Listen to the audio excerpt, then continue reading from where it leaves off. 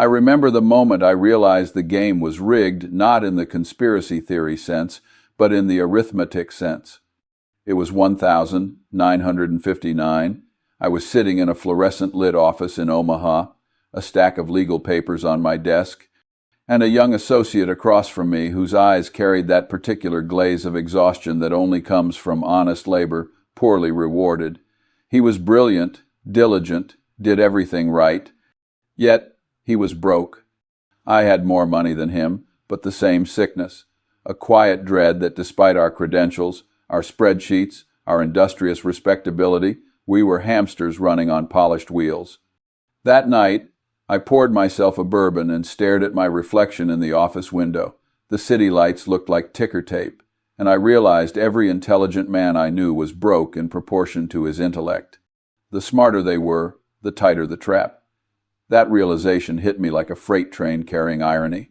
Because I, a man trained in logic, had built my life on an illogical equation. Effort equals wealth. It doesn't. It never did. And tonight, I'm handing you the inversion that bought my life back and yours for less than a depreciating German sedan. The first great lie is the holy trinity of working, saving, and retiring. They tell you to build a 40-foot yacht to cross a 12-foot puddle. They say, work hard, save 10%, invest in index funds, and someday you'll sip margaritas by the sea. That's not a plan. That's a sedative. The math is broken before it begins, because compounding can't outpace inflation, taxes, and lifestyle creep when the base capital never escapes the gravitational pull of consumption. The second lie is the academic fairy tale of meritocracy. They tell you the cream rises, but in reality, the cream curdles if the container is rigged. Corporations reward predictability, not brilliance. Bureaucracies sterilize creativity like a hospital wipes germs. The third lie is the cultural addiction to prestige degrees, titles, status. They tell you it's armor, but it's a velvet coffin. You suffocate slowly under polite applause. Raise your hand if you've ever stayed in a job 2 years too long because you were afraid of looking foolish. See, you're not alone. Smart people love applause. Stupid people love freedom. Guess which one wins? Now let's dissect the invisible taxes that strip mine your life. The first is the time tax. You think your job is 40 hours a week? It's 65 once you include commute, mental fatigue, and recovery. Value your time at $50 an hour? That's $1,250 gone weekly, $65,000 yearly for the privilege of having your soul clocked in. The second tax is the identity tax, the emotional bleed of pretending. It costs another $20,000 a year in coping mechanisms, alcohol, entertainment, escapism. The third is the consumer tax. Status spending, cars, watches, self-care nonsense. Average cost, $15,000 annually. Fourth, the social tax. The dinner parties, weddings, office birthdays you think you're being social, but you're paying admission to mediocrity. $5,000 minimum. Fifth, the health tax. Stress-related degradation costs you another $10,000 a year in future medical bills. Sixth, the attention tax. You rent your consciousness to screens, giving away productivity that could compound. Call it $30,000 in lost opportunity. Seventh, the tax of ignorance, buying financial advice from people with less net worth than your dentist. Another $10,000. Add them up. $155,000 in silent leakage every year. Hear that? That's the sound of your financial jugular severed in 7 quiet strokes. Imagine we flip the map. Everyone here is trapped because they're playing the wrong game board. The true arbitrage isn't stocks or startups, it's geography, cost of living arbitrage, lifestyle yield. Let me show you 12 coordinates where the math bends in your favor. In Chiang Mai, Thailand, a 2-bedroom apartment with Wi-Fi and cleaning service is $480 a month. In Medellin, Colombia, it's $550 with mountain views. In Tbilisi, Georgia, healthcare is $30 per visit, dinner $4. In Da Nang, Vietnam, groceries for a week, $22. In Budapest, $700 rent, $100 utilities. In Playa del Carmen, Mexico, $600 beachfront living. In Sofia, Bulgaria, dental cleaning, $18. In Porto, Portugal, espresso, $1. Healthcare, $40. In Bali, a private villa with pool, $720. In Krakow, gym plus co-working, $60 total. In Kuala Lumpur, full-time housekeeper, $150. In Belgrade, taxi across the city, $3. 12 coordinates, 1 principle. Geography is the last legal arbitrage. Pick any 3 pins on Google Earth tonight. Your passive income is already upper middle class there. Then comes the math that can't lie. Let's talk about the illusion of enough. Everyone worships the 4% rule, the idea that you can safely withdraw 4% of your portfolio annually and never run out of money. Here's what they forget. If you have $1 million, that's $40,000 a year pre-tax. That's survival, not freedom. But invert it. What if you lived where $40,000 buys you a luxury life? Suddenly, you're not underfunded, you're overfed. I ran the sequence risk on 90 years of market data. If you reinvest dividends and keep expenses low, the odds of ruin drop below 2%. Dividend aristocrats yield 3-5% steady. Add rental yield from geo-arbitrage, say 6%. Now your blended yield is 9%. 9% of a $500,000 portfolio is $45,000 annually. That's double the purchasing power of $90,000 in New York or London. Say it with me. The math doesn't care about your zip code. It only cares about your burn rate. Picture it like a heist movie. The safe is already opened, but you're busy polishing the floor. That brings us to the reel of proof. I keep 3 voicemail clips on my phone. The first is from Sarah, ex-portfolio manager, Boston. Charlie, she says, I sold everything, moved to Portugal, live on $38,000 a year, and surf every morning. Haven't opened a work email in 4 years. Second is James, ex-nurse, Toronto. I took your inversion seriously. Now I'm in Medellin. Rent's $520, healthcare's cash. I spend $1,800 a month total. I teach English 3 hours a day for fun. Haven't worked in 5 years. Third is Priya, ex-lawyer, London. I moved to Kuala Lumpur. I spend $2,200 a month all in. I read, paint, volunteer. Haven't touched a contract in 6 years. You hear that refrain? I haven't opened a work email in X years. That's not rebellion, that's arithmetic enlightenment. But the objections come fast. Charlie, what about safety? I've lived in Los Angeles. You want to talk about safety? Numbers don't lie. Crime in most of these places is lower than Chicago's Loop. What about healthcare? I've had dental work in Bangkok for 1/10 of the U.S. price, same tools, same gloves. What about family? Your family doesn't need your proximity, they need your peace of mind. What about inflation? If your expenses are in pesos and your income in dollars, inflation is your friend. What about the language barrier? Money speaks fluently. What about culture shock? That's called growth. What about missing my old friends? They'll still be there, busy complaining. What if it doesn't work? Then you spent $2,000 testing freedom. Congratulations, you failed upward. Now, let's enter the accumulation war room, the battlefield where most bright minds lose their fortune before it's ever born. You think your salary is your weapon, but it's actually your camouflage. The real battle is fought in the gap between income and ego. At 25, if you save $500 a month in a simple index fund at 8% annualized, you'll have $1.5 million by 60. At 35, same habit yields $700,000. At 45, $300,000. At 55, barely $100,000. That's not a graph, that's a countdown timer. Discipline today is freedom tomorrow. Pick your pain. Side hustles aren't gimmicks, they're lifeboats. You can design logos, teach English, write technical manuals, flip furniture, trade skills for rent. Every dollar you don't spend compounds into a bulletproof life.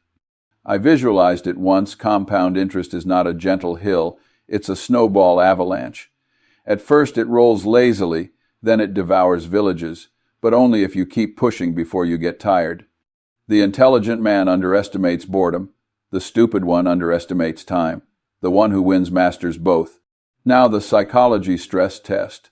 This is where intellect sabotages wealth. The first personality type that crashes is the perfectionist. They analyze until decay sets in. The second is the hero. They overcommit to proving worth through effort. The third is the conformist. They outsource decisions to authority. The two that thrive? The pragmatist and the contrarian. The pragmatist sees the game, doesn't moralize it, just optimizes it. The contrarian ignores ridicule, plays long-term arithmetic. Take this 60-second self-diagnostic. When someone criticizes your plan, do you flinch or smile? Do you measure success in applause or autonomy? Do you hoard degrees or opportunities? Score yourself silently 7 or more, and you can stay, 6 or less, and you're funding the yacht for someone else. Say it with me. Comfort is expensive. Courage is cheap. Now, let's get our hands dirty, the 30-day escape hatch experiment. You don't need to sell everything, just rent freedom for a month. Budget, $2,000 all in. Step 1, pick any of those 12 coordinates. Step 2, Airbnb filters entire place, kitchen, 4.8 stars or higher, under $800 for the month. Step 3, buy a local SIM, $10. Step 4, join an expat Facebook group. Step 5, introduce yourself using one script. I'm testing life here for a month. What's your favorite $5 meal? You'll have 10 invites within a day. Step 6, track your expenses daily. Step 7, at day 30, compare total outlay versus what you'd have spent at home. I did this myself in 2008 Thailand, $1,870 total. 2 endings. In one, I flew home, resumed work, looked at my savings, and realized my job had cost me freedom. In the other, I didn't fly home. I extended my stay, invested in local real estate, and made more money doing nothing than working 12-hour days. Choose your ending carefully. One is tradition, the other is arithmetic. Let me give you a day in the life when you win this inversion. You wake at 8:37 a.m. in a sunlit apartment in Porto. You smell bread from the bakery downstairs, hear church bells echo. You work 90 minutes on something you enjoy, maybe writing, trading, consulting remotely. You make $37 before breakfast. You take a walk by the river, have coffee for €1. You nap. Afternoon, you read or meet someone interesting at a cafe. Dinner, $4 street food with friends who laugh without checking their watches. Contrast that with your old life. Alarm at 6:30, commute at 7:15, stale air, fluorescent lights, Slack pings, conference calls, lunch at your desk, exhaustion by 5, Netflix sedation by 8. Which life costs more? Which life compounds better? Say it with me. If your day feels expensive, you're living poor. If your day feels light, you're living rich. Now we reach the legacy reframe. At 85, you won't regret missing meetings. You'll regret missing mornings. You won't measure life in square footage, but in unbroken days of peace. I wrote a letter to my 120-year-old self last year. Charlie, I said, you didn't die rich. You lived unbroke. That's the point. We chase the illusion of enough while stepping over the reality of plenty. Every time you say someday, inflation eats it alive. Legacy isn't how much money you leave. It's how many people you free from the delusion that you had to earn your worth through suffering. But before we close, I want to destroy one last lie, the finish line myth. There is no finish line. The number you chase isn't the goal, it's the lever. Freedom begins the moment your expenses drop below the yield of your assets. That could be $400,000 in dividend stocks yielding $20,000 a year if your living costs $1,500 a month. That's not fantasy, that's algebra. The trick is not to increase your assets, it's to shrink your needs. The moment you understand that, you stop working for freedom and start living from it. Say it with me. Money is not the finish line. It's the starting gun. Now, the action stack. 1. Pick 3 coordinates and research cost of living tonight. 2. Calculate your burn rate and cut it by 30%. 3. Invest in dividend-paying, inflation-resistant assets. 4. Schedule a 30-day test within 6 months. 5. Measure your life not by earnings, but by optionality. You do those 5, and the inversion activates automatically. Now, the lights dim. I let 10 seconds of silence hang in the air, heavy as gravity. You can almost hear your old self gasping for breath, tethered to a job title, to a mortgage, to fear. Then I whisper, barely audible, your move. Let me tell you something most economists will never say aloud because it kills their grant money. Intelligence has a negative correlation with liquidity in the modern economy. Smart people optimize for correctness. Rich people optimize for cash flow. The smart man wants to be right. The rich man wants to be free. I learned that in the courtroom, not the classroom. We were representing a man who had made millions selling used farm equipment. Couldn't spell half his invoices, but his balance sheet was immaculate. My law partner whispered, "He's lucky." I whispered back, "No, he's rational." See, luck is what people call compounding courage after they've missed their chance to imitate it. The truth is, the system doesn't reward intelligence, it rewards asymmetry. Asymmetry means you risk little and stand to gain much. A farmer who sells one tractor might make $5,000. The banker who loans him the money makes interest forever. The programmer who builds an app makes a salary. The one who owns the codebase makes royalties. The world runs on leverage, financial, social, intellectual, and most smart people are allergic to it because they confuse risk with recklessness. They study, they hedge, they delay. Meanwhile, the so-called fools jump in, get dirty, and iterate faster. By the time the geniuses have finished their risk analysis, the idiots have built empires. Say it with me. Speed beats precision when the cost of iteration is low. You can't spreadsheet your way to wealth. You must act your way into it. And the irony, the sweet irony is that the people most qualified to get rich are the least psychologically capable of doing what it takes. They can't tolerate being seen as foolish. They crave respect more than results. They'd rather be admired than free. That's why smart people stay broke. I remember one night in Los Angeles. A young analyst came up to me after a lecture, holding a notebook filled with equations. "Mr. Munger," he said, "I've optimized my savings rate to 38.6%, my investment allocation to 72% equities, 18% bonds, 10% alternatives." I said, "That's cute." "What's your burn rate?" He blinked. "My what?" "Your monthly cost to exist. That's the number that owns you." He didn't have an answer. He knew everything about return, but nothing about escape velocity. That's the curse of intelligence. It distracts you with details. Let me give you an image. Picture 2 people at a racetrack. One studies the horses, the jockeys, the weather, the track composition. The other notices that the ticket booth next door sells hot dogs for $2 that everyone's buying for $5 inside. Guess which one leaves rich? The secret isn't to outthink the game. It's to find the part of the game no one's thinking about. Now, let's revisit the hidden taxes, because I want you to feel the pain of arithmetic. The average American earning $80,000 pays $20,000 in explicit taxes. But the implicit taxes commute, stress, consumerism, healthcare inflation, housing premiums double that. That means most white-collar workers have an effective tax rate of 60%. They just don't file for it. And every year they don't see it, they normalize it. It's like a frog in warm water. It's not boiling until it's too late. Meanwhile, a man in Thailand earning $30,000 pays almost nothing in hidden costs. He's not broke. He's liberated. You tell me which one's smarter. Here's another arithmetic nobody does. Every dollar you don't spend is a dollar that doesn't need to be earned, taxed, or managed. That's the holy trinity of escape. Earn less, owe less, need less. When I finally understood that, I stopped trying to grow wealth and started deleting liabilities. My net worth tripled, not because I made more, but because I required less. The richest people I know live quietly. Their cars are old, their houses modest, their calendars empty. The poor geniuses have Teslas and depression. The trouble with being bright is that it tricks you into believing complexity equals sophistication.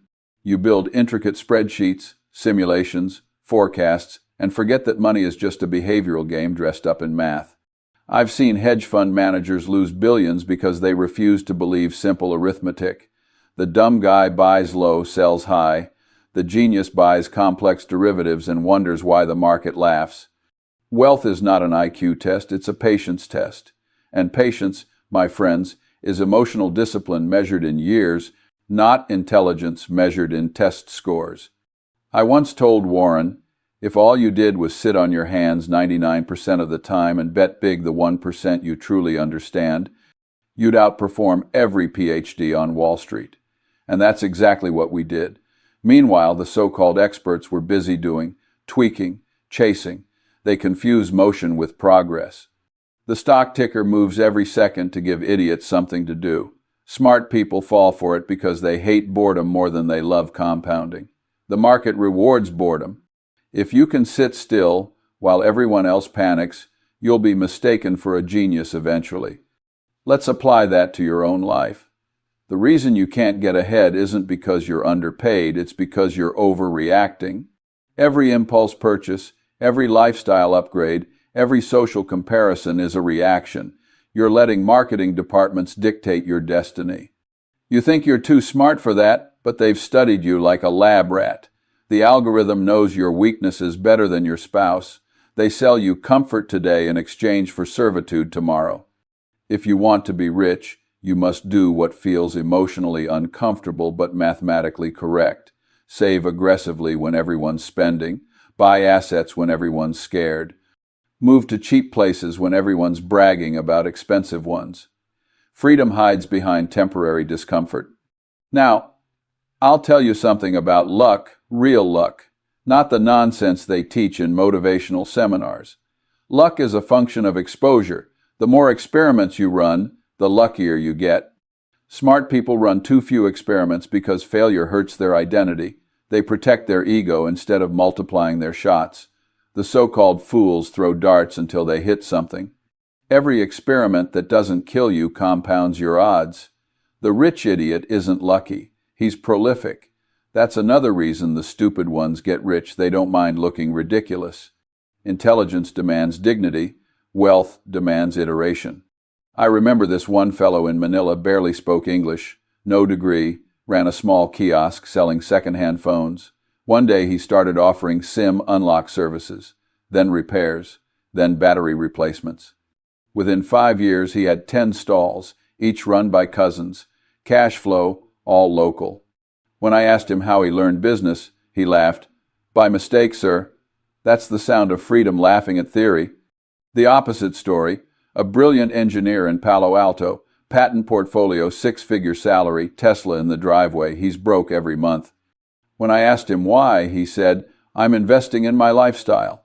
I told him, that's not investing. That's consumption with better marketing. He didn't laugh. Smart people love elegant self-deception. They rename their cages goals. Say it with me. Pride is the most expensive asset class in the world.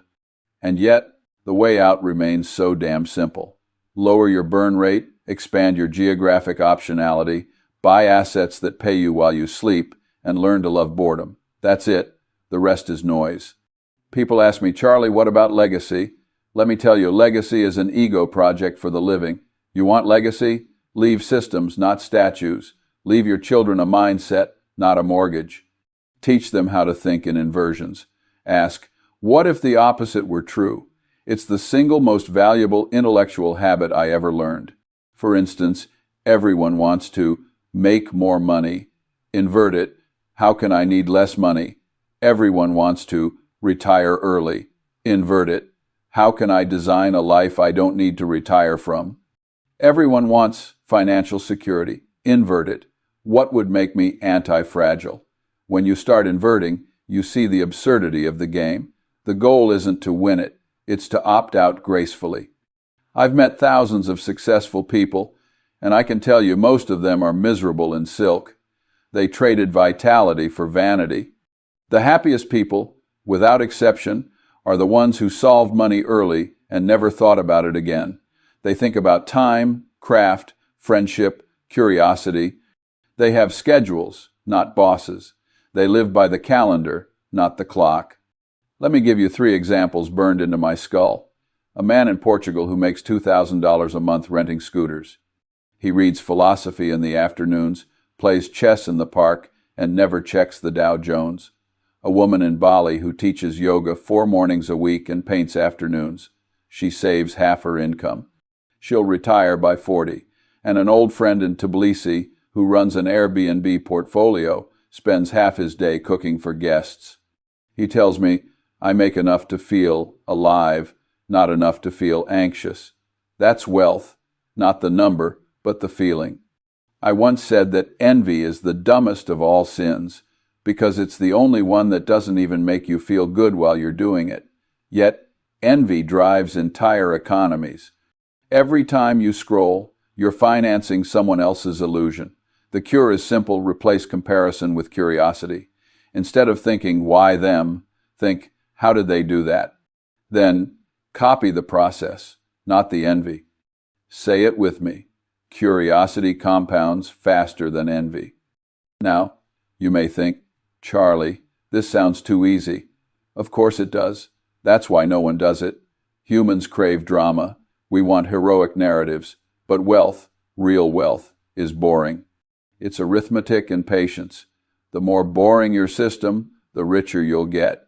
You want excitement? Go to Vegas. You want freedom? Automate your finances, live beneath your means, and let compounding do its work. The smartest investors I know spend most of their time waiting, not acting. And don't tell me you can't do it. You can start this week. Cancel subscriptions you forgot existed. Move somewhere cheaper. Cook instead of dine. Sell stuff gathering dust. Every small act of subtraction adds up to a life of addition. Let me tell you one last story before the final stretch. A janitor named Ronald Reed died in Vermont with $8 million in the bank. Never earned more than $40,000 a year. Lived frugally, invested quietly. Meanwhile, thousands of MBAs with bigger brains died with debt. The janitor beat the geniuses by doing nothing but the right small things repeatedly. That's the inversion of our age. Say it with me. Small beats smart when small repeats forever. Now, let's pull the curtain all the way back. The modern world is a carnival of distraction designed to keep you too entertained to revolt. The average person touches their phone 2,600 times a day and wonders why they're broke. Every touch is a micro-tax on attention, and attention is the currency that buys optionality. When you give it away, you sell your future for dopamine pennies. The smartest thing I ever did was turn off the noise. No television, no constant scrolling, no gossip masquerading as news. You can't think clearly when your brain is a marketplace. Silence compounds faster than stocks. In that silence, you can finally hear arithmetic whispering. You already have enough, you just spend it wrong. And let's talk about debt. Debt is modern feudalism wearing a platinum card. Every dollar borrowed is a small surrender of sovereignty. Yet the entire system tells you leverage is sophisticated. It's not. It's a leash. You want to know who owns you? Look at who you owe. Smart people accumulate assets. Stupid people accumulate payments. If you must borrow, borrow for things that earn business, property, education with real yield. Never borrow for ego. Every financed luxury is a prepaid regret. The rich fool drives lease status. The poor wise man walks free. The real secret I learned in my 90s. Money amplifies who you already are. If you're anxious broke, you'll be anxious rich. If you're generous broke, you'll be generous rich. If you're miserable, money just gives you a bigger cage. That's why freedom must come first, wealth second. You have to become psychologically unbroke before you become financially unbroke. Most smart people are trapped not by math, but by meaning they've confused their identity with their income. You're not your title, your resume, your LinkedIn endorsements. You are the sum of your decisions, and you can make a new one right now. I once sat next to a billionaire at dinner who told me he envied my calm. I told him, "That's because you're still trying to win." He looked confused. I said, "I stopped playing. That's the difference.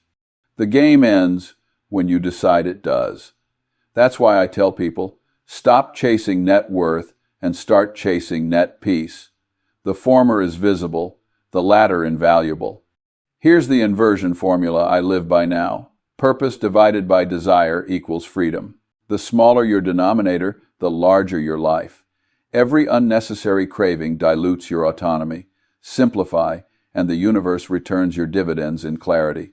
Smart people overcomplicate freedom until they need therapy to feel alive. Stupid people stumble into it because they don't know they're supposed to suffer. That's the cosmic joke of economics. You think I'm exaggerating? Let me give you arithmetic you can't ignore. Average U.S. household income, $75,000. Average expenses, $72,000. That's a 4% savings rate, meaning at that pace, financial independence arrives in about 500 years. Now, move that same household to Mexico. Cut expenses to $30,000. Keep income the same remotely. Savings rate jumps to 60%. Financial independence, 11 years. That's not motivation, that's math. You're not trapped by capitalism. You're trapped by your coordinates. Say it with me. Geography beats genius. When I was younger, I thought the goal was to be indispensable.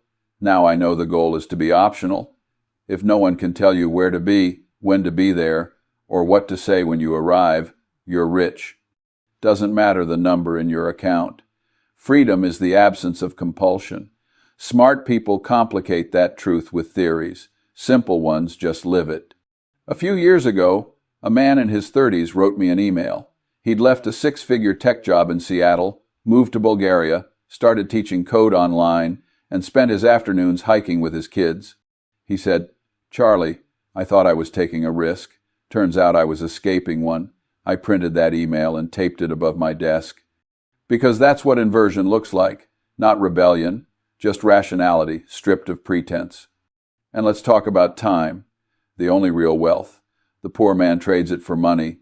The rich man buys it back. You think saving money makes you rich. It doesn't. Saving time does. Every automation, every simplification, every refusal to participate in nonsense is a deposit in your freedom fund. You can always earn more dollars. You can't mint more hours.